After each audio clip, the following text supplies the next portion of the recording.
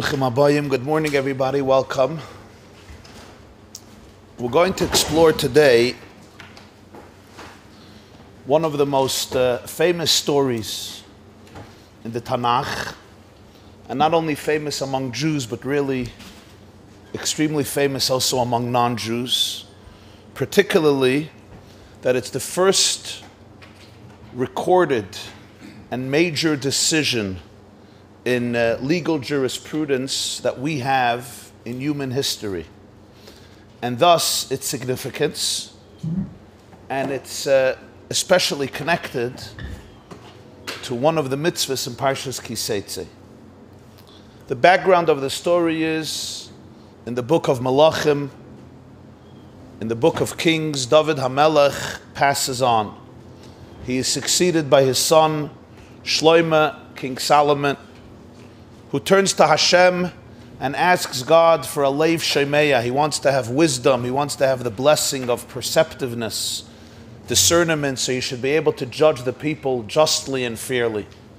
Hashem promises him this great wisdom and sense of perception so he can lead his nation.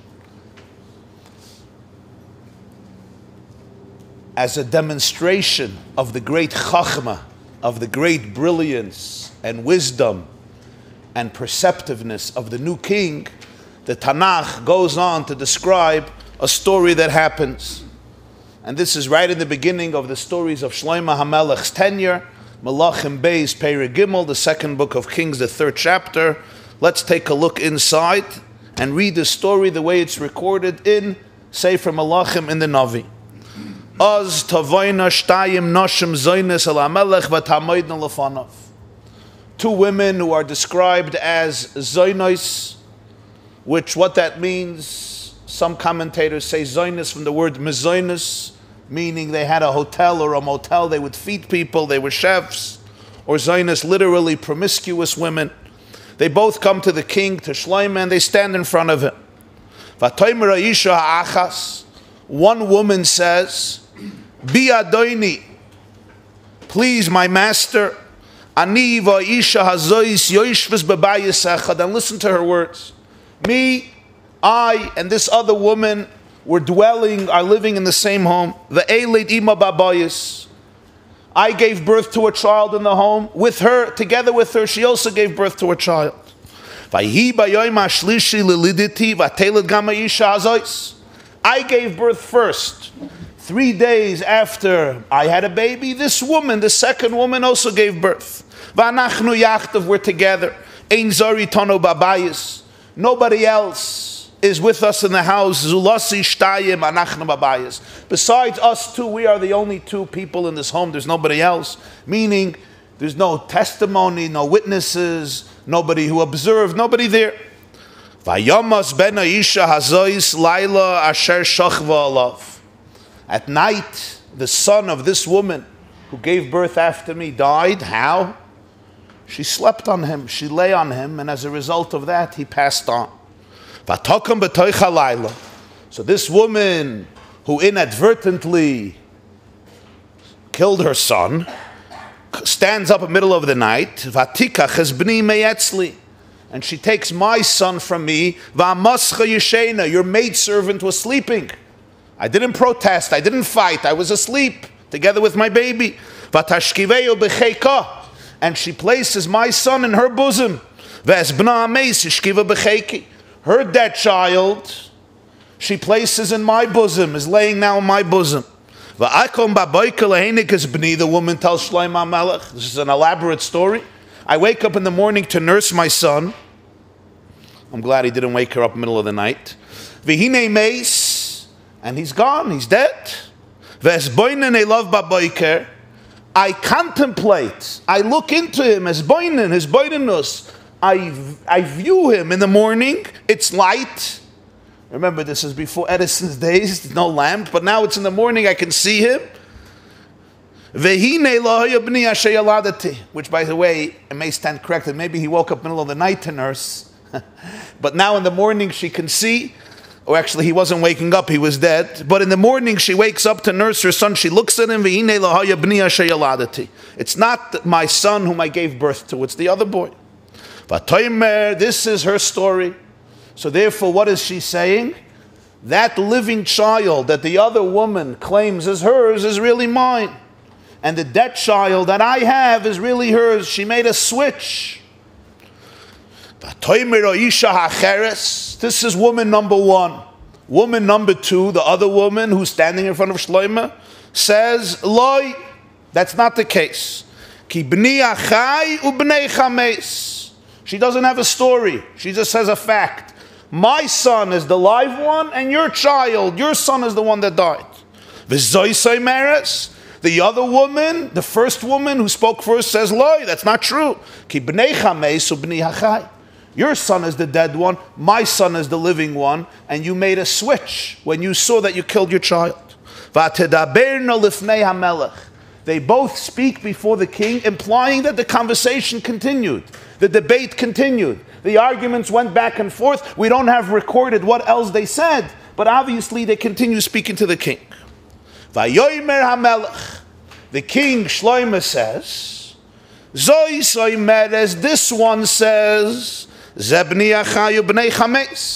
this is my child, the living one. Your child is dead. And the Zois, the other one says, no, your son is dead, my son is alive. Says the king, bring me a sword. They bring the sword before the king. Says the king, cut the living child into two. Half the child you give to one woman, half the child you give to another woman. We make a split. There's a dispute about who owns the child. The first woman says it's mine. He was abducted. He was kidnapped by the other woman. The other woman says, no, it's mine. Mine is alive. Yours is dead. We make a split. Huh? Like a talis, the first Mishnah, Baba Metzia, Shnayim Eichs and Betalis. Zaymer Animitza sees this is Kula Shali. Zaymer Kula Shali. It's all Zaymer Kula Shali. Zaymer Kula Shali. You say it's yours. I say it's mine. It's a cloak. What do we do? What does the Mishnah say? Yachlaika, you split it. So Shlomo is now holding the sword. He didn't tell anybody to do it. He said, bring me the sword. They bring him the sword. He now has the sword and he says, this is what you should do now. The woman whose son is alive tells the king, because her compassion is aroused on her child who is about to be murdered. She says, please my master, give the living child to her, to the other woman. Don't kill the boy. The other woman says, Gamli gamloch lo yiyeh. Let the boy not be to me. Let the boy also not belong to you. Let's cut the child, which would of course kill the child. Nobody would be able to claim the child. So one woman who's really, the pasuk says, the one who is the mother of the living child who had the child, says give away the child to the other woman who claims that it was his and she kidnapped him. But the other woman says, no, let's both not have it. I don't have it, you don't have it, we cut the child. Vayan HaMelech, Shlomo responds, Vayomer, Tnu la es hayalud hachai v'hamis loisim isu hi imoi. Give her, ostensibly her, the woman who said, don't kill him, give him away. Give him the living child, don't kill him. She is the mother. Vayishmu kol Yisrael es hamishpat asher shafat HaMelech vayiru mipnei HaMelech. The entire nation heard the verdict of the king, and they were in awe of him. Kiro, why? They saw ki chachmas alekim bekir lasas mishpat. They saw this is not just a regular king. There is the wisdom of Hashem in him to be able to know how to do justice. And this concludes the story of the two women and the baby. When we think of mother who said kill the child, yeah, it's preposterous. exactly. Exactly. His chachma was great to evoke that, but her response was so irrational Meshuggah. that the whole thing. Very good, very good. Which is what I want to begin to ask. We read this story. This story everybody knows. We have heard it growing up. As I said, this is a world-renowned story. This is the story of Chachma Shlomo Melech, and we see this is what really validated his presence, his wisdom, his brilliance, and ultimately becomes known as the wisest man, the smartest man who lived because of this unique blessing that God gives him. But let's first think about the story, and let me ask what they called in Yiddish a klotzkasha. A very simple question. I want to go into the mind of the woman who Shlomo HaMelech assumed lied. The woman who claimed that her living child was taken from her and she was given a dead child which is really not hers because the other woman took it when she realized that she slept on her child and choked him to death. She comes and she's screaming that the living child is hers. Why? She knows. She knows whose child is dead or alive because if she's lying, she did it. She is the one who knows it, right? She's claiming that the other person did the switch because she saw it's not really her child, but she would know that she's dishonest. Obviously, like every liar, you usually know when you're lying. There's no question that she would know. And yet, she creates the lie. Why? Because she wants the child. And think about this. It's not her child, but she wants a child, which means she's going to raise him, she's going to nurse him, she's going to feed him, she's going to support him, and do what a mother does for a child. Why is she doing this if it's a lie? It's another woman's child. Because she really wants the child. It takes a lot of mesiras nefesh. I don't have to explain it to the mothers sitting here, and even to some of the fathers sitting here. It takes a village to raise a child, but it takes a mother's unwavering and absolute, you agree? Absolute self-sacrifice to raise a child. Even your own child, it's not so easy with. Even your own child. Another child, as is quite well known, enhances the challenge profoundly for obvious reasons. And yet, she wants this child. And she's ready to raise him. Now let's think about what happens. Shlomo HaMelech says, cut the child into two. The real mother, the one who Shlomo HaMelech is convinced is the real mother, screams, says, forget the case. Give away the child. Give it to her. Don't kill. Don't kill. Give her the child. What should happen right now? If you were that woman, what should you do? Same thing. Huh? Better. What should you do? Say, Machaya. Wonderful. Give me my child. Let me take the child. Great. She said, over. No pressing charges, no issues. Let it. Don't kill the child. Take the child. You got it. And you could turn to Shlomo and say, you know, this woman is a kidnapper, but she's not a murderer. She's a kidnapper. She's a liar. She abducted my child, but she's not a reitzeach. She's not a murderer. This, her conscience would not allow her to do. When she saw the kid is about to be murdered, she says, no, I'm giving him up.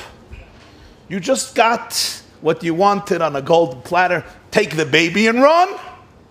What does she do? Instead, she says, cut the child. But 1 second. Not only did you not do the logical thing, you got what you want to take the child and run. Now you're demonstrating how illogical, how narcissistic, how meshuggah you really are, and absolutely careless about the fate of the child. And this is a mother. You're saying you're the real mother, and you're ready to have your child slain? And the fake mother just said she's ready to give up the child that shouldn't die. As one of the Mefarshim puts it, I'm soon going to mention the names, he says, this is a Isha Meshugas. She's demonstrating that she's a Meshuggah. And more than that, she's demonstrating that she's a cold-blooded human being, completely careless. She completely doesn't care. And by that, she's giving herself in. She's demonstrating she doesn't care, especially after the other woman displayed compassion. And that's exactly what happens. Shlomo HaMelech says, she's not the mother. The other one is the mother. Now, you might say she was stupid. But she arranged this whole elaborate story. She really thought this out. I mean, she came with a ganze mice, exactly what happened, how the baby died, what happened. She was thinking this through. It wasn't just an instinctive decision of a few seconds. And then this situation happens. She gets what she wants on a golden platter. Not only does she not take it, she ruins the whole maisa by saying something completely illogical, completely immoral, completely insensitive, and gives herself in. Issue number one. But now I go to the second issue. Let's put ourselves for a moment, if we can, in the shoes of Shlomo HaMelech. You're Shlomo HaMelech, you're sitting on your throne, and you have this maternity court case, I guess we can call it. And you have this situation. What was Shlomo thinking when he says, cut this child? There's a question who this baby belongs to. Two women, each one claims she is the mother. I guess they were not doing DNA testing, and there was no way to determine the truth through scientific methods, as perhaps they would be able to do today. You have to decide who's the mother. So what does Shlomo say? He says, let's cut the child. What was he thinking? If you were Shlomo, would you expect one of the women to say, yeah, cut the child? Who would say that? I mean, think, you're having a case with somebody about a child. Unfortunately, custody questions happen every single day. From heavy, heavy fights. It's not exactly this story, but the concept is that who gets the child? This happens every single day. A judge would say, we're cutting the child in two. Somebody says, yeah, a father, a mother. Even if they're having a legal bitter dispute.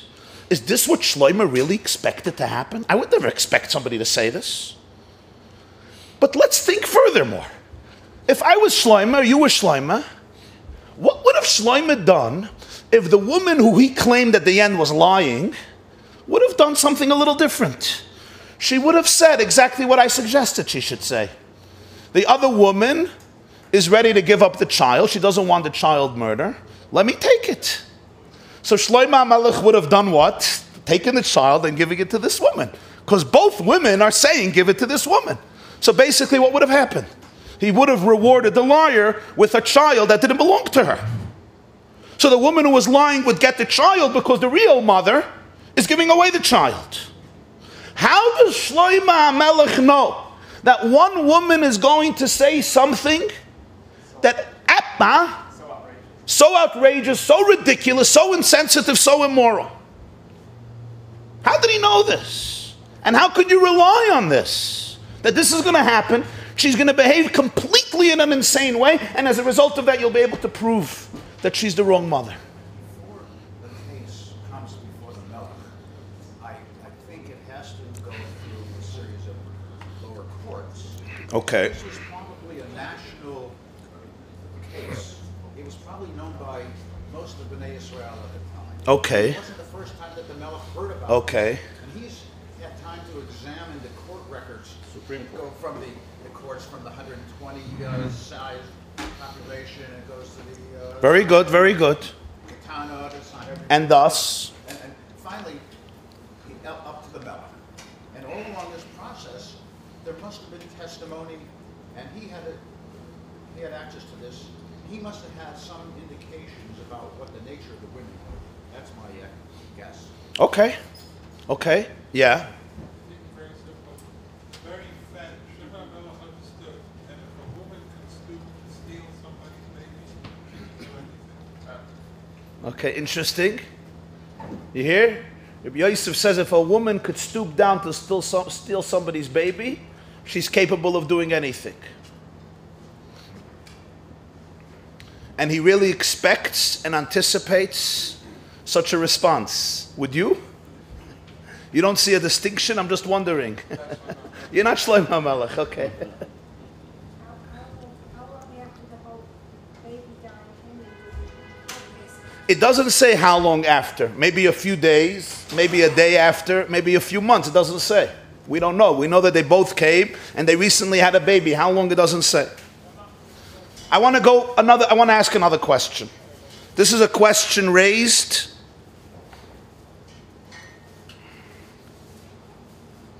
by a famous sefer known as Akedas Yitzchak. The Baal HaAkedah was written by Rabbi Yitzchak Arama, who lived in Spain. He was one of the Jews who was exiled from Spain in 1492.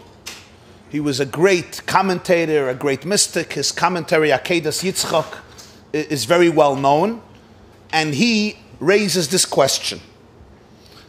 He says, where did Shlomo get this idea of splitting a baby? So he brings the Mishnah Baba Metzia. Shnayim Eichzem Betalis. Two people are holding on to a cloak. Bezdin doesn't know what to say. Whose is it? What do you do? So you say Yachloiku. He says, 1 second. This is completely irrelevant to our situation. Shnayim Eichzem Betalis, they're both holding on to the cloak. I have no logical reason to reward the cloak to this one more than to this one. I can even assume, as Tosfos makes clear over there, actually, but Metzia Dav Beis, that they're both even saying the truth. They're both even right, not necessarily even one is a liar. So I say, Yachloiku, split it. Either cut it into two, sell it, split the money. Here, there's a muchzak. There's a woman who has a baby. We have a principle in all of halacha, and it's very logical. I come over to you, I say, give me the shirt. I take you to the rabbi. He says, Yachloiku, give me your iPhone. Yachloiku, give me your car. Give me your house. Yachloiku, what do you mean Yachloiku? Nobody could live anymore. Somebody's holding a baby. You take the baby. It's mine. You kidnapped it last night. Yachloiku. A mother's holding a baby. Even the woman who says that it was kidnapped says the other woman is holding the living baby. She just says, it's mine. It's not hers, it's mine. Where does he get this idea of Yachloiku and halacha? This is what Akeda asks. Furthermore, Shlomo HaMelech does himself in. Because before the verdict, he repeats their arguments. And what does he say? Shlomo HaMelech says in Pasuk Chav Gimel Vayomer HaMelech Zoisei Meres Zeh B'ni Hachai. Zeh means this one. What's this one? This one that I'm holding. But Zeh B'ni Hachai. This is it. As the Gemara says in Tainus, Marabetz boy v'yomer zeh. This is what I'm holding. Shlomo himself says that there's one woman holding a baby and saying Zeh B'ni Hachai. And a moment later, he contradicts himself. Instead of saying, maybe you're right, but you know what? She has the baby, there's nothing I can do. I'm sorry, go bring proof that it's your baby. Fine. If it would at least look like you, it doesn't, probably didn't even look like her. I can't do anything. Instead, he says, Yachloiku. But now I ask maybe the biggest question. How does a king say such a verdict? Who gives such a psak din? Let's say he could find a comparison to Baba Metzia. Yachloiku with money has to do with Yachloiku with a child? Whoever heard that you split somebody living? In fact, in Madrish, we have a tradition of what happened when Shlomo HaMelech gave this verdict. What happened in the palace? What type of text messages went around Israel at the time? You heard what the king is up to. So it was obviously the national conversation on all the WhatsApp groups, or as you put it, it went everywhere, whatever the method was. What was the Olam saying? So look what the Madrish says. Says the Madrish Tehillim Mizmer Ayin Beis. Kivan sheshama melech kein Omar Gizru es hayelet. The king said, cut the child. Hischil pivnei veya b'chachma. His mouth started to spew wisdom. Omar, this is what Shlomo says. Safa kadosh baruch hu shadin hazeh asid lavi lefanai. Hashem knew that this court case will be brought before me. Lefichach bara la'adam zugais. That's why every person was created with peers. Shtei einayim, shtei aznayim, shtei nikvei chaytim, shtei raglayim, shtei yadayim. His chiloim megizru esayel adachai l'shnayim. Now you understand why the Rebbeinu Shalom created people with 2 eyes, 2 ears, 2 nostrils, 2 legs, and 2 feet. So I should be able to split them up. One mother gets 1 eye, the other one the other eye, nostril, 1 leg. Amar Rabbi Yehuda b'Rabbi Loi. One of the Tanoim, Rabbi Yehuda, the son of Rabbi Loi, said, listen to this. Ilu ayisi sham. If I was standing there in the palace, Pikri noyisi noisin al tzavarai. I would take big bundles of wool and place it on his neck of Shlomo to choke him. It's not enough one tragedy. One child, Nebuch, died in the middle of the night. You're now going to kill a second child? I would say we have a king here We have a murderer here in the palace. He needs to be assassinated. Rabbi Yehuda Rabbi Lo, he says, if I was in the palace, this is going to be our king. Oy vavoy. He had a chashav of father David HaMelech, but this kid, with the way he's going to lead this nation, nobody's going to survive. A tragedy happens, he says, let's kill the second child. What's going on? Kiven shero snaklitin shaloi. When all of his servants, all the Mesharsim in the palace saw what's going on, he's asking for the sword. His chilu, they said that pasuk in Koheles, Perek Yud, Aylo cheres shamal kechnar. Woe unto a country whose king is a baby. That's what we have here. We have a 12-year-old baby who's making decisions on life and death and is going to be cute and split up babies to give them to two mothers. Aylo cheres. Woe to our nation, this is our king. We understand what they're saying. Yachloiku, you split a child. Yeah, you wanted to say something? No? Oh, I was just saying that even a toss is not really splitting the money anyway. Right. Of course. Of course, it's a monetary object, even if you could split it. He dealing with the comparison seems outlandish. It doesn't even begin. It's not like it's not a debatable issue.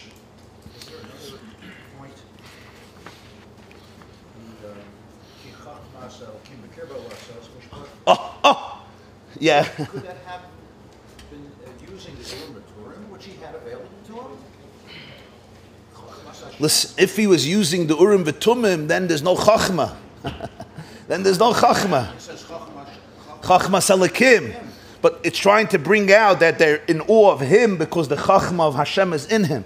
All Chachma comes from Hashem. He has a special gift of perception and wisdom. If he's just giving over a verdict from heaven, right, so essentially he's just a conduit. There's no Chachma in Shlomo. It seems like Shlomo went through some process here to the point that people are in awe of him, which may even be the largest question, and that is it such an impressive story? I'm just wondering. It's such an impressive story. It's an interesting story. It's so impressive. If you hear this story about somebody you're convinced that Mamish Chachmas Alakim Bekirbai, I would say, ostensibly, at first glance, his verdict seems quite absurd. There was no way he could have anticipated that the other woman would behave so irrationally. He had mazel. He had mazel that the other woman went crazy. She didn't take what she had to take that morning. She said something completely stupid, and as a result of that, she gave herself in, completely inconsistent with what she was trying to do. Is this chachma or is this mazel? It's the dream of every judge that one of the plaintiff or the defendant should say something so ridiculous, so absurd, so immoral, so insane. Fine. But you can't build your career on this. I want to tell you a Maisa. This is a story that happened in my family. This is not a Maisa mipi svarim or mipi seifrim. This is a story of my mother's Eltezeda. And we know the Maisa and the mashbach. His name was Rabbi Avram Schwartz. He was a Rav in Baku. That's near the Caspian Sea. And he was not only a Rav, he was a kluge yid, as they say. He was a very wise, perceptive human being. And this is a Maisa Shahaya. In those days, when you did the laundry, you didn't have a dryer. You took the laundry and you had a string outside of the house and you hung the laundry, like they still do in some places in Yerushalayim and in Bnei Brak, and even once in a while in the old bungalow colonies, before they're being upgraded to wonderful homes. Yeah, you have the string and you hang the kvisa, you hang the wash there so it should dry up. But here there were two women who were neighbors. So naturally they often used the same string to hang that which they cleaned, which they washed. This is Russia, south, but Russia gets cold, gets very cold. A winter, the degrees can fall very low, many degrees below zero. And there was a blanket, a warm, nice, comfortable, cozy blanket, which was unique. It was a rarity and it was very special and very necessary. And one of the women washed the blanket and put it to hang. Shoy. The neighbor sees a nice blanket hanging, a very nice blanket hanging, and she takes a liking to it. So what happens? She calls the other woman, the owner, to the Rav, Rabbi Avram Schwartz, my Alta my mother's Alta and says, I washed my blanket, I put it out to hang, and my neighbor stole the blanket. They came to him in the evening, because that's when you take in the laundry, you keep it outside, but during the daytime the sun should dry it. This was evening. Took it in, she said, you know what, let me get the blanket. He looks at them, what do you say? I don't know what she's talking about. It's my blanket, I took it, I hung it up. No, it's my blanket, she stole it. It's very easy to steal, it's right there outside. He listens to this one, he listens to this one, he listens to this one. He didn't say Achloiku. I'll tell you what he said. He looked at them, he said, you know, it's nighttime, it's hard to see. Come back in the morning, the sun will be shining, we'll go outside, like you make a bdika in halacha. We'll look at it under the sun, and maybe one of you will discover that it's not really your blanket, because you will see some nuances that you didn't see last night, and you'll be making a mistake. Okay, very geschmack. But leave the blanket with me, because the blanket was brought to him. That was the question. Leave the blanket with me. Tomorrow morning you look. The next morning, he goes into his bedroom. He also had a blanket. He had a blanket. His wife had a beautiful blanket that was similar to this blanket. He takes out that blanket. He shows it to the woman who he thought might have been the honest woman. Shows her the blanket and says, now look again at this blanket. Is it yours? The woman says, oy, oy, oy, ich bet mechila. I'm so sorry. It's not mine. It's not mine. I take it back. I apologize. He goes to the other woman. You see? Ganev, Ashakir, not Ganev. Of course it's my blanket. He says, look, well, it's your blanket. He says, of course it's mine. I told you yesterday it's mine. The other woman lied. Okay, she made a mistake, but I accept her apology. Give me my blanket. Okay. So he turns to this woman who's claiming it's hers. He says, so this is for sure yours. Yeah, no question. Look, look, look. It's mine, it's mine, it's mine. Give it to me. Okay, let's put it on the side. He now goes back and he takes out the real blanket. Right? He goes to the woman who just claimed that the other blanket is hers. What about this? No, that's my blanket. She can't change anymore. He now goes to the first woman. He says, what about this? She looks, this is mine. This is mine. He says, okay, so this is yours. And nobody argues with you, right? No. So you take your blanket and go home. Now you'll come to a dinner with my wife, because my wife claims that it's her blanket. Das is a Maise Shahaya, not very long ago. I hear the Chachma. I hear the Chachma. I would say it's a clever man, wise, perceptive, a little shrewd. He did what he had to do to prove that somebody lied and stole a blanket. But he wasn't doing this with a living child. He didn't say to cut the blanket, but certainly not with a living child to cut the child. I want to ask one more question. Shlomo HaMelech finishes the whole Maisa, Pasuk Chav Zayin. He says, give her the living child, don't kill him. He imoy, she's his mother. We're convinced that we know who the mother is. We really know for sure? For sure, for sure, for sure? When you say he imoy, it means you mamish. You could say, I assume, I speculate. There's a chance, maybe not. Maybe the other woman was clever and she understood you don't say kill a child. If you want to get the child, you say keep the child alive. Maybe she had mazel, the other woman, maybe her nerves went crazy, the real mother, and they broke down and she said something crazy. Kill the child, leave me alone, I can't deal with this. But Shlomo says he imoy. How did he for sure know he imoy? I understand he speculated, he guessed, he assumed, he knew for sure he imoy. So the Gemara discusses this. There's a Gemara, take a look, side 2, Masechta Makos, Amar Rebbe Lazar. Begimel mekaymes ifir ruach hakodesh bebeis dinah shel Shem beis dinah shel Shmuel Masi bebeis dinah shel Shlomo. 3 courts had divine inspiration: Shem, Shmuel, Shlomo. Beis dinah shel Shlomo diksivayana melech vayom tnula sayel da chayva hamisloim simisu ki Heima frag the Gemara mino yada. How does he know? Dilme irume miyarme. Maybe she's being deceptive. This is what the Gemara asks. Makas chav gimel. And for the Gemara, yotzes baskel v'yamra Heima. Heima is not the words of Shlomo. Heima is a voice from heaven. Shlomo said, "Give her the baby." Hashem says, Heima. That's what the Gemara says. Amar Rava mimai. How do you know? Who said? Shlomo nami midahaka merachemsa v'haloika merachemsa. There was no baskel. Shlomo logically said one has compassion, one doesn't have rachmanas. Hakamerachim says she has compassion, the other one doesn't. The other one says gzoiru katet shol. That's why he said Heima. The Gemara says you're right, Gemara. It's a tradition that there was Ruach HaKodesh. There's no proof from this story.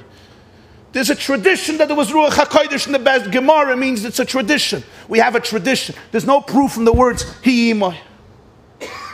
We have an interesting thing. In other words, we're assuming Shlomo HaMelech is using his logic.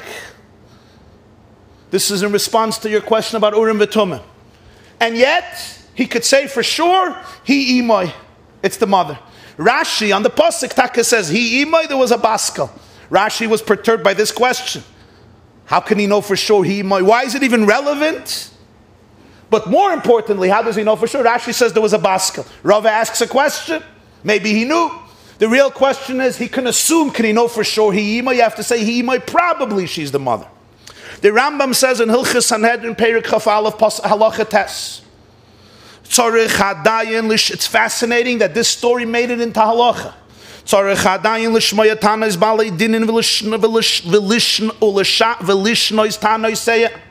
The judge has to listen to their complaints and then repeat their arguments. We learn it from Shlomo HaMelech. He hears the arguments and he goes through them, he reviews them, he repeats them. In his heart, he has to justify and reach a verdict, and then he articulates it. But Shlomo repeats the arguments. He repeats what they're saying, and from here we learn this is how every court case has to happen. Has to happen with the dayan. Comes the Akedah. I mentioned before the Akedah is Rabbi Yitzchak HaRama, who asks the question, where did Shlomo get the idea of cutting a child? This Hamoitzi Mechaveri Olav Haraya. Take a look in the Akedah on the bottom of side 1, Sefer Akedah, Yitzchak Shar Lamed Vav. Shar Lamed Vav. It's a long shtickle. I'm not going to read the whole shtickle. Everybody could read it on their own. It's a little bit of a hard language the Akedah has. But I want to read to you a few lines. It's also a very beautiful way he puts it. Take a look on line 3 from the source Sefer Akedah Yitzchak. He says, their Hebrew was very interesting. It's worthwhile to reflect. Since the object we're dealing with, the child, it does not lend himself to be split. Since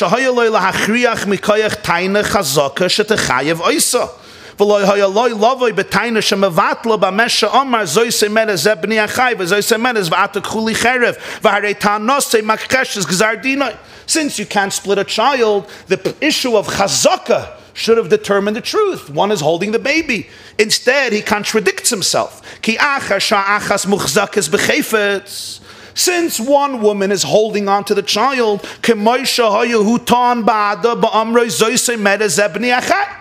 so he's actually defending her when he says, this one is saying, when you say zeh, it means the one that I am holding. So the other woman, the plaintiff, has to prove that she is the mother so she can extract the baby.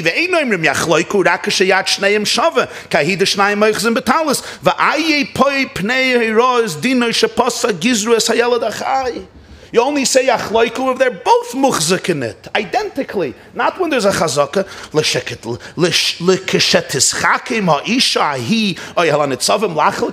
One of the women or one of the people standing there could have easily argued with him. In his own conclusion of the argument, he's contradicting himself. He says, there's chazaka, and then he says, yachloiku. And the Akedah goes on to elaborate on his question. What's his answer? His answer was that Shlomo HaMelech had here two opposing perspectives. On one hand, there is chazaka. There's a woman holding on to a baby. That's very strong. This is my jacket. You want to take it, you have to prove it. You can't just say yachloiku, especially a living child. On the other hand, Shlomo HaMelech is thinking to himself, why would a woman want to raise a child who is not her, doesn't belong to her, which requires tremendous mesiras nefesh, especially if we assume zoinus means literally zoinus, so there's not even so much attachment to the child. Here you're dealing with a very promiscuous person, and yet she is ready to take this child as her own and raise the child. So the Akedah says, why does she need all this amal via Gia Rabba, tremendous toil, and she knows it's not even her child? And this is what gives Shlomo HaMelech the sense that, from a perspective of justice, there are two equal arguments. There's chazaka, but chazaka is counterbalanced by another very strong argument that if she's a liar, why would she want a child that doesn't belong to her? This is the Akedah's perspective. Take a look in his words. 3 lines from the bottom. 2 lines from the bottom. Umizeh hizbir ponim al tanosam va'asar shtei ataynis shava b'choizik. That's why he felt both arguments had an identical power. These are his words. This is what he says. This one says Zebni Achai. This is the argument of Chazaka.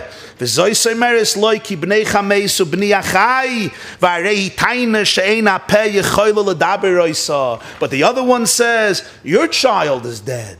Mine is alive. And this is a taina that the mouth could not say im loy be'emes u'betomim. If it's not honest to say, your child is the dead one, and my child is the living one, if the truth is the other way around, that it's not that way, you're going to claim that your child is the living one when it's not your child, and you're going to have to raise him.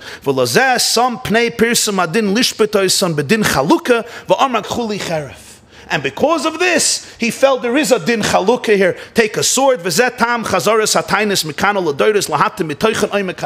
and that's why he repeats it. Because from here you learn what Shlomo HaMelech was thinking, that it is yachloiku, because there's 2 tainas that are very, very powerful, and because of that, he comes and says yachloiku.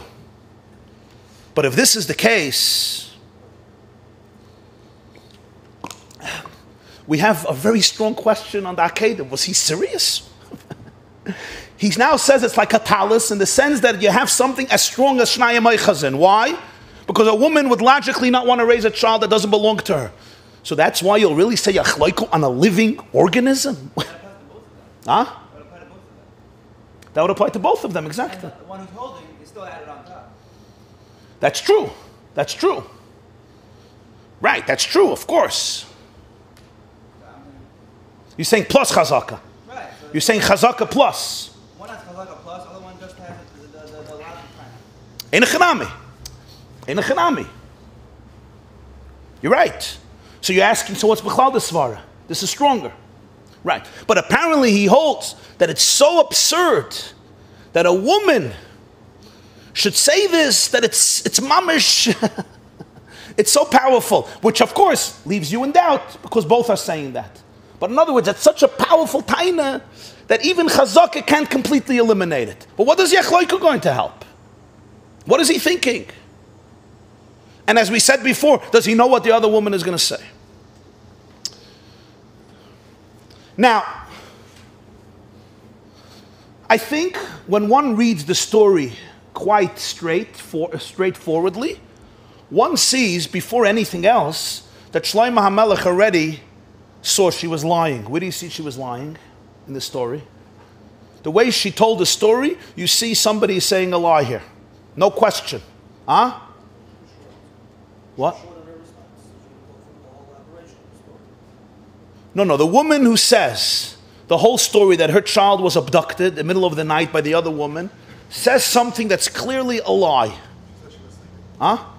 So, what's the lie? How does she know what? She saw in the morning that it wasn't her baby. Oh, Tazai. She tells Shlomo HaMelech that she knows how the baby died. The other woman lay on her baby, so she killed her by mistake. But then she says, I was sleeping. You were sleeping. So how do you know? Maybe the baby died another way. There's different ways that children die, Rahman al-Islam. There's crib death. Maybe a snake bit him. Maybe he choked. Maybe he had an illness. How do you know for sure? This is one option. So if she would have said, I was at bed, I couldn't fall asleep, I was having a hard night, my baby was driving me crazy, I take a look at the other woman, I see she rolls over, sure enough I see this dark shadow approaching my bed, there's a switch, I was dazing off, okay, but she gives herself away when she tells Shlomo HaMelech, what does she say? Va'amoscha yeshena. Your maidservant was asleep the whole time. In the morning, I wake up to nurse, and then I see a ganze maisa. So how do you know how the baby died? So presumably, Shlomo HaMelech heard this. You didn't chapzich on this. Shlomo HaMelech heard this. And because he heard it, he already saw there is a lie here. This doesn't mean the story didn't happen. But it means that this woman is not saying the full truth. She is already putting in facts that she's not sure about. The other woman characteristically doesn't say stories. The other woman doesn't have a story. She says, Zeh b'ni hachai. That's it, she says. B'ni hachai u'bnei chameis. That's it, she says. What do they tell you in court? If your argument is weak, yell, right? If you're right, fill your mouth with water. Don't speak a lot. She doesn't speak. She says, this is my child. He's alive. That's it, she says. Shlomo HaMelech hears this. He hears one more thing. Take a look in Pasuk Chav Beis. One woman says, B'nei achai u b'nei chameis. The other woman says, B'nei chameis u b'nei achai. You see the difference? One begins by saying, my child is living, yours is dead. The other one says, yours is dead, mine is alive. So Shlomo hears three things. First of all, he hears an utter lie. She knows how the baby died. She doesn't know if she was asleep. Number two, a Navi, she's not. Number two, the other woman doesn't have a story. The other woman just says, it's my child, it's alive. Third, the order changes, and the Malbim picks up on this. Take a look at the Malbim. The Malbim on side 2, uklal beloshin. This is a klal in language, in verbiage, communication. Sha'adam yakdim tamid mashu wa ikir v'yachiris hatafel. You mention first the main point, and then the secondary points. Ulefi zeh hasvara. Sha'isha shedikta kala hakdim b'lashoina b'ni hachai koidim ikir magamasa sheyi hachai b'no v'hamagdemes b'lashoina b'na hameis ikir magmasa sheyi hameis ben chaverta loy sheyi hachai b'no. One woman, the main focus is my child is alive. Yes, there's a second child who's dead. That happens to be your child automatically. For the other woman whose child is really the dead one, the first thing she has to say, no, you have the dead child. First we have to get rid of that. And then my child is living. Shlomo hears this. If Shlomo hears this, perhaps he sees there's a lie. Plus he has a few added details. He thinks, you know what, she is the mother. So then why does he have to cut the baby in two? Why does he have to bring the sword? Perhaps he just wants to demonstrate it. But then here we have the bigger question. If Shlomo HaMelech already assumed who is the honest one and who is the liar, by bringing the sword, the story could have developed in a fashion that would have actually created the opposite of justice, the destruction of justice. The wrong woman would have ended up with a baby. I found 3 svarim that tell this story in a completely different fashion. I don't think any one of them saw the other one. They say a vart. They say an old vart. Some say it from the Mirror Rosh Yeshiva, Shmuel Birenbaum, but from others, the vart is a geschmacke vart. One of the Litvische Rosh Yeshivas gave a shir. At the end, one of the Bachrim comes over to him, says, I found it. The vart is shendal. It's here already. Which, of course, was his way of saying, it's not original. It's not original, right? So he tells him, he says, listen, let me tell you a klal in life. When you're driving on the main highway, on the main road, you're going to meet other cars. But if you're driving on some verhackte dirt road, where there's barely a path, and you have to make your own path because there's no path, it doesn't make sense to go that way, there you'll never find other cars. Am a gate auf en gleichen Weg, you'll find other people will say the same thing because this is the gleiche Weg, derech hamelech. But if you're going in a crooked path, then you'll remain an original forever. Nobody's going to say that. 3 people, 2 Rishonim, which is big, and 1 Acherim. The first is Rabbeinu Menachem HaMeiri. The Meiri was one of the great commentators of Gemara who lived in the 1200s in Provence in southern France.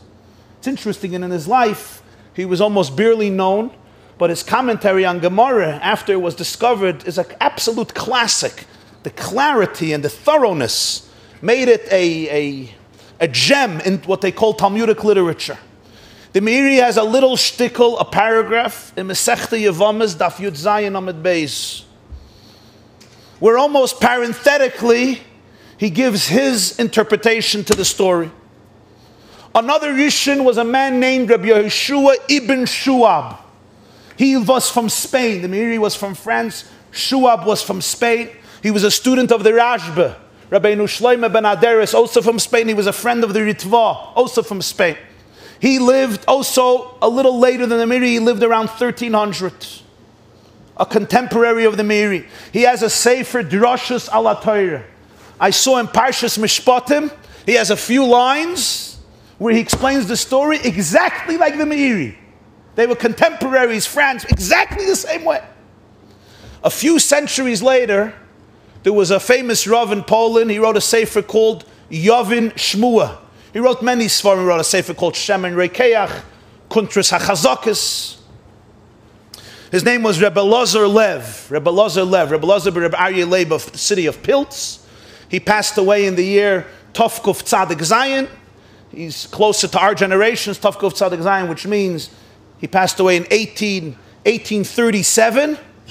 He wrote a sefer Yovin Shmua. On Parshas Kiseitze, he has a whole long, the Rishonim write it in 5-6 lines. He gives 3 pages of his explanation. The whole thing, what the Meiri and Ibn Shuab says without quoting them, I don't know if he saw them, because they're quite farvarfin, they're not like common, frequent, it's not svarim that you would see every day. But he gives a whole explanation. A few things differ and some dramatic differences, but the mahalach is the same. And they all base it on a fascinating Madrish. The Madrish is bothered why a woman would want a child that doesn't belong to her. And even if you do, why do you have to abduct? There's people adopt. There's people who don't want to raise their children. Go find a child. She wants to abduct. She has to kidnap. Why do something illegal when you could do it legal? Some people have that thing. If you could do it illegally, you have to do it that way. But this is a very serious issue. This seemingly is what's bothering the Madrish. So there's a fascinating Madrish. Says the Madrish Rabbi Shir Hashirim, Parsha Aleph Piskei Yud. You have this Madrish Rabbi in Koheles and in other places. Os tavoyna shtayim nashim mi hayu. Who were they? Rabbanan Amri Yevamis hayu. They were Yevamis, meaning there was an issue. If they wouldn't have a living child, their husbands died. If they don't have a child, they would have to engage in the mitzvah of Eboom, marry a brother-in-law, or get chalitza, as we'll see in a moment. This is why they want a baby, not stam, to have a baby, even if it's not my baby, If not, she has to marry her brother-in-law because her husband died childlessly because the child died. But then there's another Madrish. Madrish Sheicher Toiv says, Kala v'chamoisa. This was a mother-in-law and a daughter-in-law. Oh, it's not just us tavoyna shtayim nashim. It's not just two women. Chava and Leah, Sprinze and Dvoire. This is maybe Sprinze and Dvoire, but it's a mother-in-law and a daughter-in-law, which explains why they're in one home and where are the husbands. What happened? They had babies. Where did the husbands run away? They went to a shiur. Where'd they go? They went on vacation, they went skiing, they went on a hike, they went biking. Where are the husbands? And why are they in one house? Why is there nobody else there? Well, we all know that for generations, it was very common that a few generations lived together in one home, which actually had many advantages. Some people still have it. You find it once in a while. The child wasn't just raised by mommy and tati. The child was raised by the baba and the zayda and the elta baba and the elta zayda and the uncles and the aunts, which is something we're often missing today, but that's a separate subject. But you had generations living in one home. You had a zayda and a baba, and then the children, and then the grandchildren. This is such a situation. There was a kala and there was chamoisa. That's what the Madrish says. Let's analyze this now. You have a mother-in-law. A woman married her husband. They had a son. This son married a wife, his wife. They're living together in the same home. So you have a boy, a man, a young man with his parents, and his wife, the daughter-in-law, living with her father-in-law and mother-in-law. The mother-in-law is pregnant. The daughter-in-law is pregnant. They both have children, and sadly, their husbands have passed away. How do I know their husbands passed away? This is a Madrish in Shashim. They had a tradition, Yevamis. Yevamis needed Yibam. According to this, the whole story now is put in context of what happened, what Shlomo HaMelech's thinking was. What was the logic behind the sword? Where did people see such chachma? But for this, let's understand a few details about the mitzvah of Eboom. Some of you not long ago finished Masechta Yevamis, and if you learned it well and you even remember it, so you'll remember some of the details. But let's just go through swiftly a few details so we can understand the story. So take a look in Chumash, Parshas Kiseitze, says the pasuk, Ki yeshvu achim yachdav umeis achad mehem uvein lo. Two brothers are sitting together, meaning they're both alive at the same time. One of them dies without a child. The widow can just go and marry another woman. The surviving brother of the deceased husband marries her. And as it says, the name of the man who died, who didn't have children, will not be blotted out from Israel, because his wife, the widow, will marry his brother, and the family will continue. As the Mekabalim write, that the child that will be born will be a Gilgal, will be a reincarnation of the first husband who died, and he will carry his name, and he will carry his legacy. And what if he doesn't want? He doesn't want to marry his sister-in-law. Or she doesn't want, as the halacha says. So then there's a process called chalitza, pasuk tes, v'niksha yevimter lavleini askenim v'choltza nali me'aragla v'yarka b'fana v'ansa v'amra kachi yasilish le'ivna as beisachi v'nikra shmai b'yisrael beis chalutzana.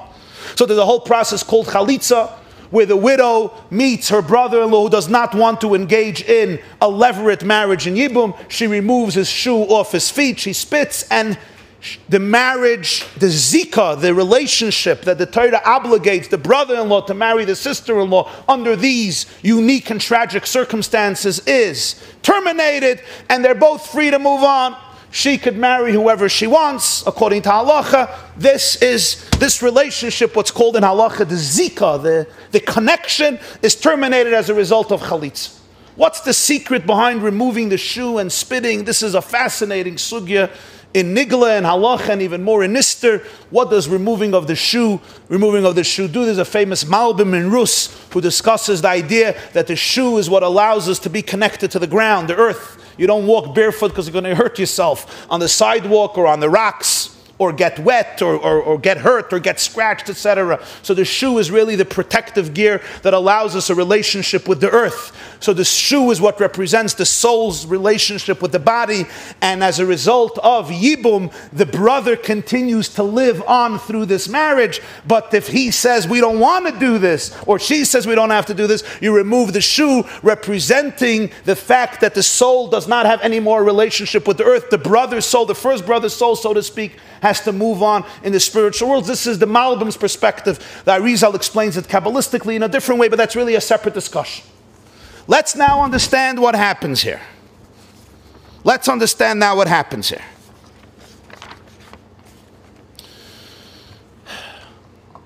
What happens if a man dies? He doesn't have a son, but he has a grandson. His children passed away, but he has grandchildren. There's no Eboom. No need for Eboom. Why? The Gemara says, V'zera, ein la, ayin la. If there's any descendant, any child, even if it's another next generation, there's no need for Eboom and there's no need for Chalitza. Halachically, she is free. There's no relationship that's still connecting her to any of the brothers-in-law. She could move on. Point number 2 about Eboom. Let's say the father and mother did have a child, but unfortunately the child passed away, and then the father passes away after that. He died childlessly because there's no child. There's a necessity for Eboom. Halacha number 3, point number 3. If the father passes away, his wife was pregnant, and she has a baby afterwards. Wonderful. The baby survives, so he died with a child, so there's no need for Eboom. The problem is, what happens if the baby comes out stillborn? So then there's a need for Eboom, because he died childlessly, he doesn't have a child. What happens if the baby survives for a few days, but dies within 30 days? So we have the Gemara in Perek HaCholitz, Yevamos Daf Lamed Hey.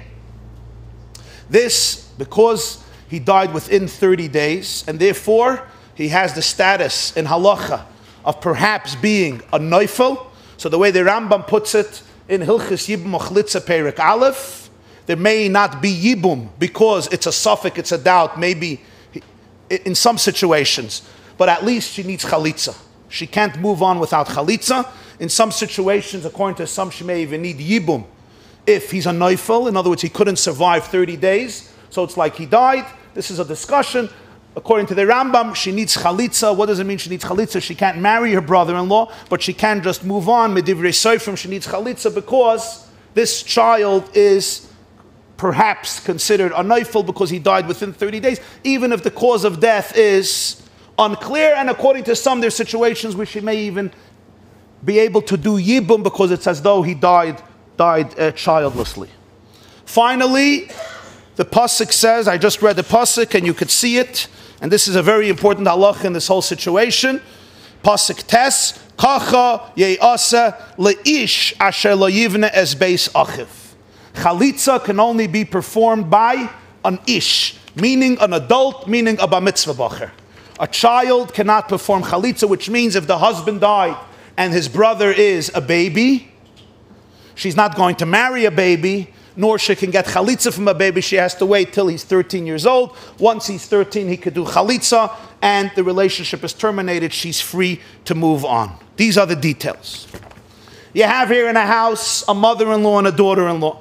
They're living in the same home. Both had husbands. Both died. The shver died. The father-in-law passed away. So there was a widow who lost both her husband and tragically lost also her son. This is, of course, reminiscent of the story of Rus, right? The beginning of Rus, there's a woman, Naomi, who loses both of her husband Elimelech, and actually not one son, but 2 sons, Machlin and Killian. Here, and 2 widows are left. 3 widows are left. Here, one son was lost. I don't say this just parenthetically. According to the Arizal, says Kabbalistically, the 2 women who come to Shlomo HaMelech are associated spiritually with Rus and Arpa. I hope at the end to say something about that if we have time, but just I wanted to make mention of that. Now, a husband dies without children, there has to be Eboom. The widow has to marry the brother-in-law, right? The brother of her husband, or at least she has to get Chalitza, and then the relationship is gone. Let's now think about the mother-in-law, the older lady who had a baby. She lost her husband, and she had a child. But that child died. Perhaps. We don't know. We have a question. She doesn't have to lie. She has no problem. Why? Even if her son died, does she have an issue of Eboom? Why not? She has a grandson. The other baby is alive. So her son left a child. So her husband has a grandchild. Her husband died, but he has a grandchild. So Eboom for her is not a concern. So she has no incentive to lie in terms of Eboom. She could lie because she wants a baby that's not hers. She wants a baby. But in terms of Eboom, she has no incentive to lie. You'll say, what happened? If her son died before his father, she gave birth and then her father died, or maybe even after after his father, but he died within 30 days, and therefore she needs Eboom or Chlitza. But as we said, she has a grandson, her husband has a grandson, she's absolved. But let's now go to her daughter-in-law. Her daughter-in-law, the situation changes. Her daughter-in-law had a baby. If her daughter-in-law's baby survived, she doesn't need Eboom. Why doesn't she need Eboom? Because her husband left a child. What happened if her child is the one who died shortly after it was born? Certainly before the month was up. If he died before his father, first the baby died, then the father died, for sure she needs Eboom. He died childlessly. Even if the father died before the baby, let's say the child died during the father died during pregnancy, and he was born without a father, but we're talking about a child who died within 30 days. If he dies within 30 days, he is considered a neifel. She would need Eboom, or at least, as the Rambam puts it, chalitza. She can't just go on, because even if you say that min HaTorah, the baby was born, there's no Eboom, but still there's a halacha that she needs chalitza in order to be able to marry somebody else, because the baby did not survive 30 days. So this daughter-in-law, if her baby died, would need Eboom or chalitza. From whom? From whom? Who would be her brother-in-law? The new baby. The new baby. Her husband's mother just gave birth. Her mother-in-law just gave birth. So that new baby is her brother-in-law. So that's the new baby from whom she has to have chalitza. Chalitza needs to be done by an ish. That means she has to wait 13 years till he grows up. Till then, she's stuck. Perhaps she has invented a story that it's her baby who's really alive, and her mother-in-law abducted the baby from her because she wanted the court should establish the baby as hers, and then she needs no Eboom. She, of course, needs no chalitza. Why? She has a baby. Her husband didn't die childlessly. Which would explain why she keeps on saying, B'nei chameis u'b'nei achai, yours is dead and mine is alive. So she's saying two things. First of all, there's no possibility for Eboom. And second of all, there's no halachic need for Eboom. There's no physical possibility for Eboom. Why? I don't have a brother-in-law. My husband's brother died. B'nei chameis. My shviger's son died. Besides that, there's no halachic need for Eboom. B'nei achai. My husband never died childlessly. This explains very well the order. Just for clarification, the halacha is ki yeshvu achim yachdav. The only requirement of Eboom is when both brothers were alive at the same time. Meaning, if she is widowed, her husband died childlessly, but her husband never had a brother. Her mother-in-law gives birth after her husband passed away. So it's called Eishes Achiv Sheloi Haya Ba'olamai. It's the wife of a brother who was not Ba'olamai. He never existed. He never lived with the other brother. There was no Yeshu Achim Yachtav. She's absolved from Eboom. So this would mean that we're dealing with a situation that the husband of the daughter-in-law died after her mother-in-law's child was born. Because if the husband of the daughter-in-law died before the mother-in-law had a child, right? If her husband died, let's say, earlier in her pregnancy, and then the mother-in-law had a baby, it's not an issue. Why is it not an issue? Because it's Eishes Achiv Sheloi Haya Ba'olamai. When he died, he didn't have a brother alive.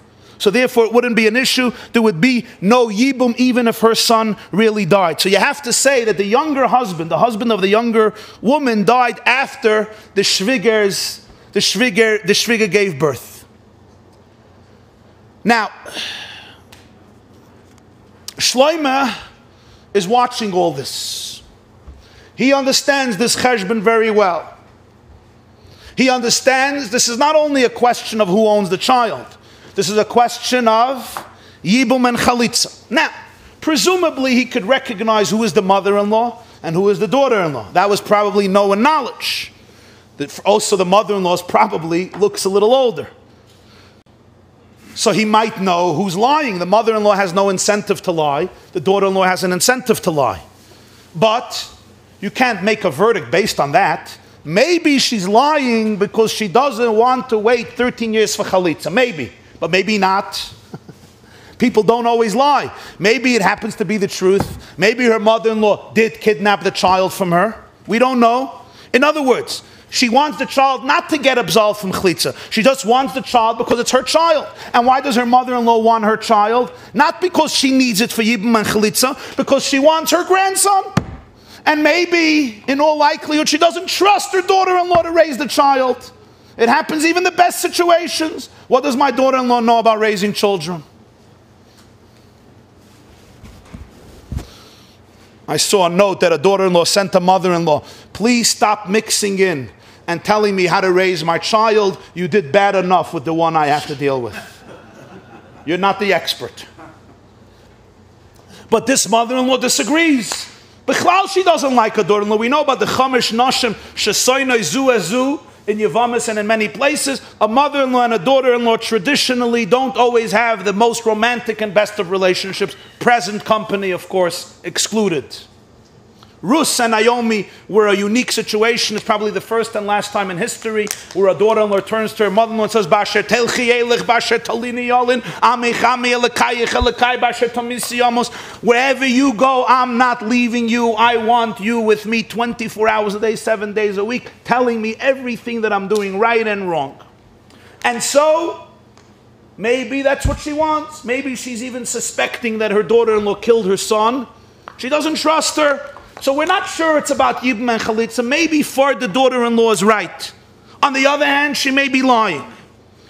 So Shlomo now has to figure this out. How do you know this? So Shlomo understands a few thousand years before our friend Sigmund Freud came to the world, Shlomo HaMelech knew about something that we call today a Freudian slip. But we would call it a Salomonian slip. A Shloimelian slip, however you want to say it. Shlomo understands all of this and he has to do something to chap and figure out if what's going on here is Eboom and Chalitza. In other words, if what is determining the dispute is not a genuine conversation of somebody simply wanting the child because it's hers, the daughter-in-law really owns this, it's her child, or it's about Eboom and Chalitza. He also understands one more thing. This daughter-in-law, they say in Yiddish, is nicht mamash hatzatzka. She's not the most righteous person in town. Why? If she's lying. Why? Because we feel bad for her. She's going to have to wait 13 years. But she's really taking away somebody else's child just to do that. So even though we can empathize with her plight, it's a very, very criminal and immoral thing to do. Besides, of course, it's not really helping Klapeh Shmaya. The court thinks she has a child. God knows she doesn't have a child. If she has any relationship with real halacha, right? It's not just for showbiz. She's not really gaining anything because every moment she goes to another person, she marries another husband without having chalitza, it's a lav min ha-Torah. She's not allowed to do it. Or at least medivrei sofer, but she's not allowed to do it. And because she's not allowed to do it, so therefore it's really only for showbiz that the court thinks that it's a situation that is perfectly fine because she has a baby, but she knows she doesn't have a baby. What does Shlomo HaMelech do? Shlomo HaMelech says, bring a sword and let's cut the baby in two. What happens now? If her mother-in-law's baby is dead, she has the best of both worlds. Why does she have the best of both worlds? First of all, there's no Eboom and there's no chalitza. She doesn't have a brother-in-law who survived, and therefore she could marry freely. She didn't kill the baby. Shlomo HaMelech killed the baby. What we call in halacha, grama, meaning she did not do an act of murder. Shlomo HaMelech says this. One woman says, no, don't do this. The mother-in-law, don't do this. Give away the baby, give away the baby. The daughter-in-law, the king is saying, get rid of the baby. She jumps on it. She says, Gam li, gam loch lo yeh, gzoiru. Instinctively she says, do it. What does she gain? No Eboom, no chalitza. She doesn't have to raise a child. That's not hers. Only to be able to remarry. Why? Because there's no child to raise. Her child, Nebuch, died. The other child will be killed by Shlomo HaMelech. No Eboom, no chalitza, no burden of raising any child. She jumps on it and she says, yeah, great idea. Shlomo HaMelech understood that if he's going to offer this verdict instinctively, she's going to jump on it because this solves all of her problems in the most elegant way. And he knows that she's not the most righteous person because if she's a liar, she was ready to abduct a child and lie to God just in order to get rid of Eboom. And this is where he gets her. Because the moment he says cut, this woman says yeah. Because for her it's much better, it's much greater. He understands immediately what was motivating her was what? The issue of Eboom and chalitza. So he says, she's not the real mother. She needs Eboom and chalitza. I want to take it one step further, and that is a astonishing Madrish that at first glance makes very, very little sense. It's a Madrish in Parshas Lech Lecha. Take a look in the Madrish Pliya Parshas Lech Lecha. But let's first see the Meiri inside. I didn't put Rabbi Yeshua Ibn Shub and the Yavin Shmuel, but I wanted to give you a sample of the Meiri and look how he says it in a few lines. Rabbeinu Menachem Meiri Yavamis Yudzayin Amid Beis. I'm going to read the Meiri. V'hu ha'inyan shenemer b'Haggadah. This is what it says in the Madrish. Hal oisun shtayim noshim zaynes shebol ledin lifnei Shlomo. Sharek shetziv Shlomo ligziras hayelad hachai. Ve'yeshiva achas tnula sayulad hachai v'hamis hal timisu. Hoyeroy al acheres lahashiv es shalin oisenesli. The Meiri asks our first question. The other woman should say, thank you very much for giving me back my child and not wanting to kill the child you kidnapped. This was narishkeit, foolishness, upsiyus shela. This was absurdity, a pesi. It's a nar, you don't do this.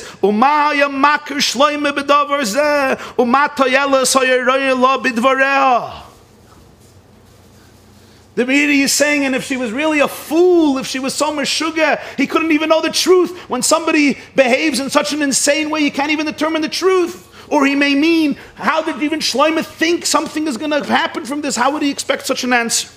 This was a daughter-in-law and a mother-in-law. The husbands died without children, only these two.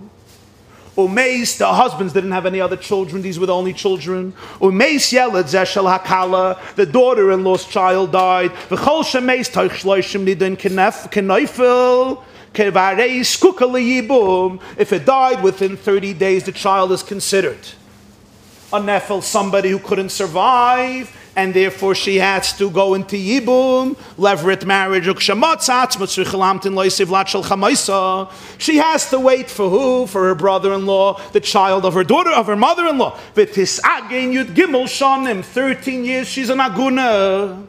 13 years she's stuck.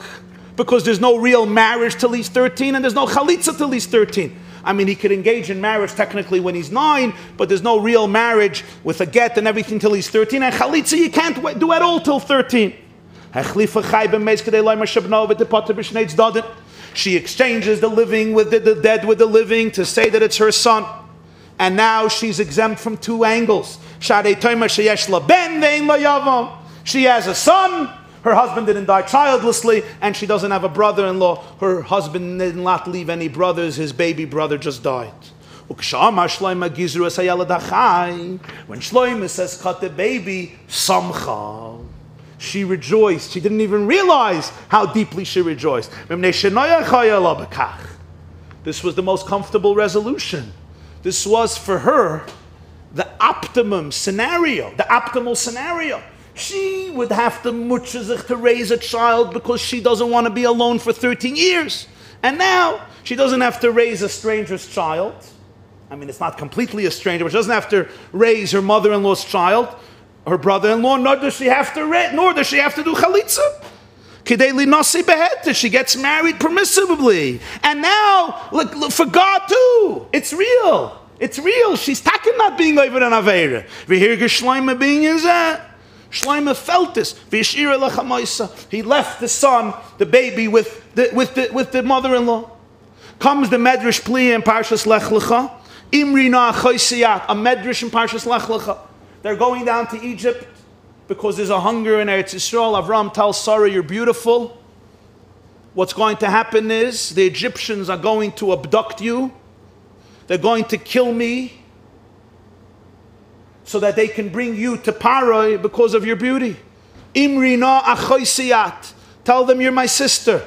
If you're my sister, they don't have to kill me in order to bring you to Paroi.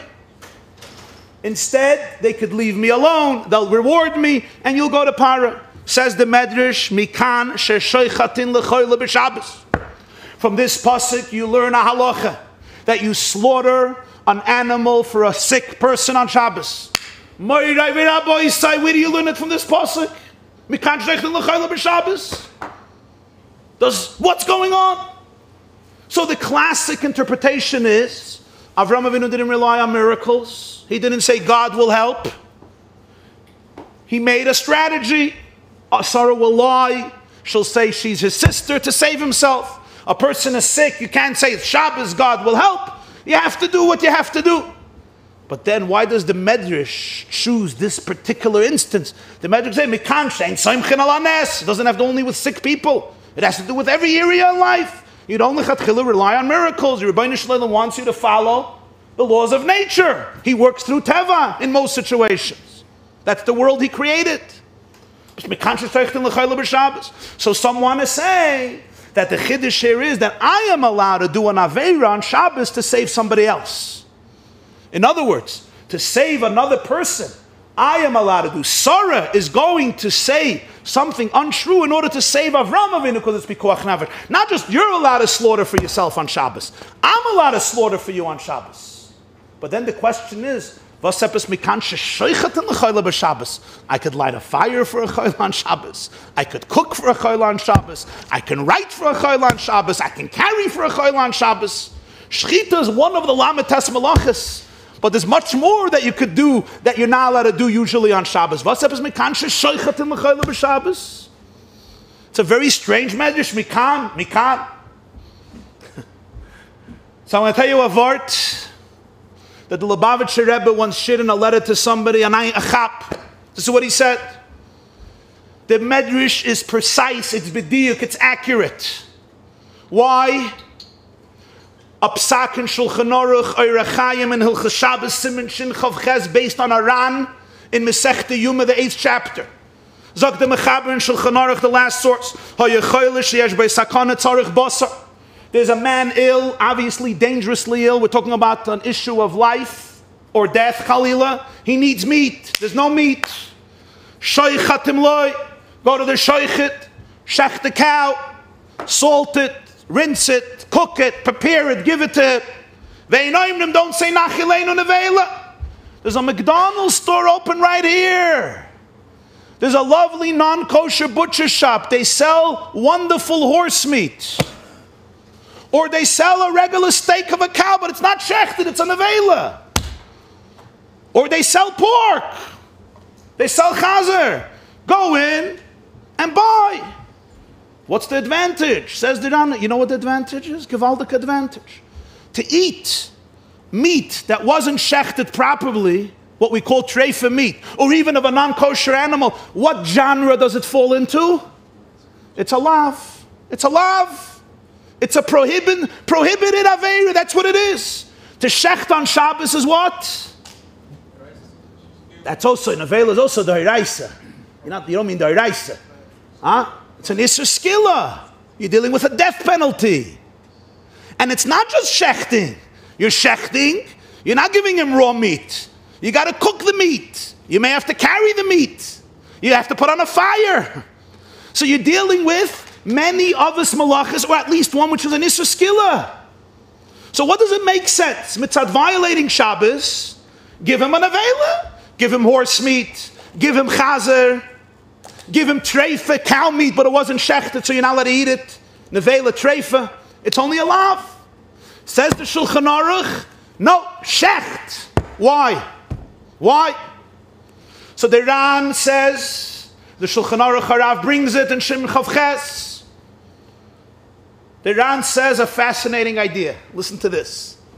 When you eat on nevela, when are you doing the Isur? How often? Every kazayas. Every kazayas that the person eats is an Isur.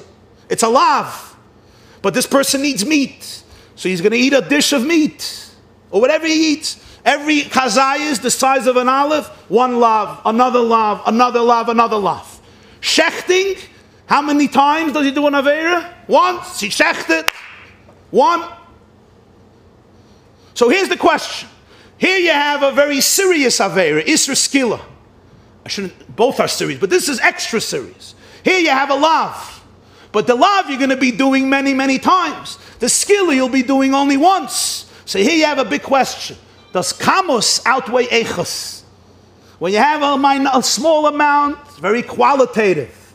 But in quantity it's less. But the echos is strong. Or you have the echos is lower, but it's a lot of it. Which prevails? So the Ran says, and this is Allah in Shulchan Aruch, shecht and don't give him an avela. Ribuya, Rabbi Yosef Engel puts it in Lekach Toiv, Ribuya kamos machira echos. The fact that you're doing many lavim is worse than one big isra skilla. And therefore, shecht the animal.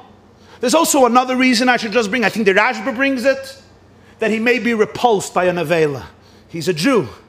He grew up, that's me'estish kein chazer. It's repulsive. Me'estish kein ferd. Mahandelt mit ferd. Me'estish kein ferd. You don't eat horse meat. He's a Jid. So that's a separate reason. I'm going now with the first reason. Imri no achoisiyot. Okay, listen to this. Avram Avinu tells Sarah, you have to lie. You have to say you're my sister. She says, why? You're beautiful. You're beautiful. I'm married to you. They know I'm married to you. They're going to think I'm your husband, right? I am your husband. What are they going to do? They're going to kill me. Why are they going to kill me? The king, Pharaoh, is not going to marry a woman who's an Eishes Ish. So you have to say you're my sister. We're not married. If we're not married, there's no Eishes Ish. He'll take you. He doesn't have to kill me. 1 second. 1 second. Paroi is azah frume galach. No Eishes Ish, but murder, yeah. Killing a guy, no problem. Eishes Ish, chas v'shalom. I don't live with married women. That's why I murder the husband. So, on human behavior, when it comes to arayas, there's no questions. Eina petrupas la arayas. All logic and consistency gets buried in the ground. But what's the mahalach? The mahalach is Avram put lomdis into Pare's cup. Avram said, Pare said, no. If I kill Avram, how many Avedas did I do? 1. Shvichis Damen. If I marry Sarah as an Eishes Ish, every biyah, every time we're together, Nachanisser. We'll do one big one. Ritzicha. But at least it won't be every single one. Zak the Madrish. Mikan sheshaychatin l'chayla b'Shabbos. From here you learn that you shecht for a chayla on Shabbos. You don't say nachilenu nevela. You shecht for a chayla on Shabbos. Why? That's what Pare is thinking. That's why Avram says, Imri na chaysiyot, you gotta lie. Because this mishuganeh, This Rasha Merusha is going to decide, murder Mela. We'll do one murder, it's over with. But now every bee is going to be kosher v'yasher. Mahadim and amahadim, glad kosher. The nevela, it's constantly treif. Here's shaychatin. Okay, then he goes into a whole pilpul. It's not mamish l'chayra the same, because over there it's both. Isurei misa. Eishasish is a problem of Sheva Mitzvahs B'nai Noach. But here there was also another option. He gets into a whole big arichis in the letter. There could be a concept of Ba'ala Shalai Kedarka, where it's still mechur, it's still aser, but it's not a gather of misa. So there's different options, but he still would not want to do it. I want to apply this and give a little hamtaka to the Meiri. Our daughter-in-law was also alamdin. If Parei was alamdin, lahavdil tziyach ken zayin alamdin. She says, listen, I know killing a baby is not a geshmak hazach. First of all, I'm not doing it. In Perik HaKoynes, maybe I'm chayev b'dinei shamayim. B'dinei yadam, I didn't do anything. Shlomo is the guy who decided to kill. Number one. Number two, it's one sin, done. If the baby is alive and I remarry, so every single kol B.O.B. is an isur. Loisiya eishes yivam lazar. Hachutzal, she can't leave without Eboom or chalitza. So she jumps on the opportunity. She jumps on the opportunity. She tells Shlomo, do it. Everything is solved. There's really no need for Eboom. There's really no need for chalitza. She doesn't have to raise the child. The best, optimal scenario, she jumps on it without reflection. This is her dream. She's a free woman now. She's a free woman. And probably living in that house wasn't the most comfortable situation if this was the nature of the debate. And now she's free to roll. Shlomo Melech says, Heima. This is the view of the Meiri, Rabbi Shui ibn Shuab, the Yavin Shmuel, be it differently, a drop differently, all based on the two words in the Madrish, Shnei Yevamin Hayu, and in the other Madrish, it was Kala va Chamoisa. I just want to conclude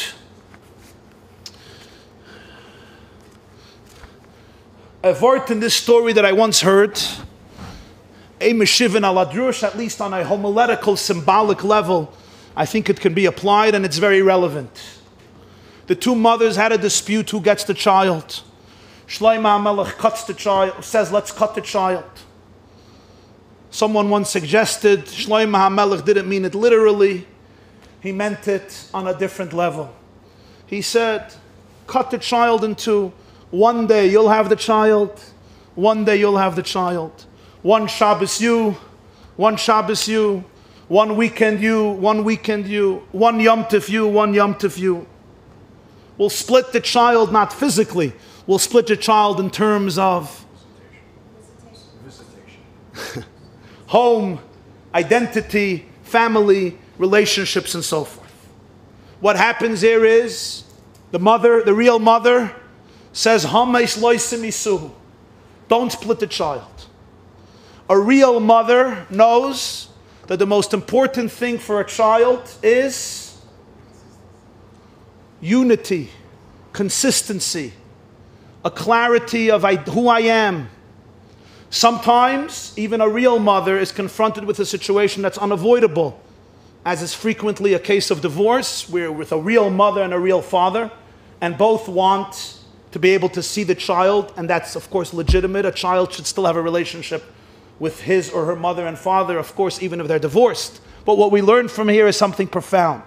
Sometimes couples will fight so heavily with each other to the point that they force the child to split. They force the child to live with a split identity, to take sides. They use a child as a missile against the other one, whether by feeding the child information, true or untrue. It could be true. But they forget that for her, it's a husband who she really doesn't care about. For him, it's a father. Or for her, it's a father. For him, it may be a wife who's X'd out many times in her mind. But for the child, it's his or her mother. So what Shlomo HaMelech brings out through the story is the real mother will do whatever she can in the world, never to split a child, to cause fragmentation, to cause a psychological and emotional split in the heart of a child, that a child doesn't feel there's a place that he or she belongs. He's being schlepped. Schlepped like a tennis ball. What's the word? Like a ping pong ball. Thrown here and thrown here. And in each place there's negative energy against the other one. And the child grows up and he or she struggles with the very core of their identity because there's no achdus in their life. There's no holistic unity in their life. Like the Vart is a beautiful author of Shimshon Rafal Hirsch on Parshas Kiseitze. It says about a ben Seir Umeira, a child who's a rebel and the parents bring him to court, and the Gemara says such a story never happened, never will happen, that parents should want their child dead, as we see in this story as well.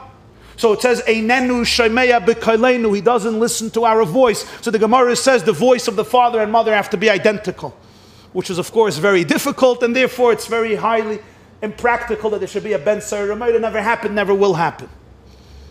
So Reb Shimshon Rafal Hirsch says a word, Einenu Shaimeya B'Kailenu, the only way you could determine that a child is a Ben Seir Umeira is if the father and mother share the same voice. In other words, if there was a unified voice in the home, metaphorically speaking, and nonetheless the child rebelled, then you could say he may be a Ben Seir Umeira.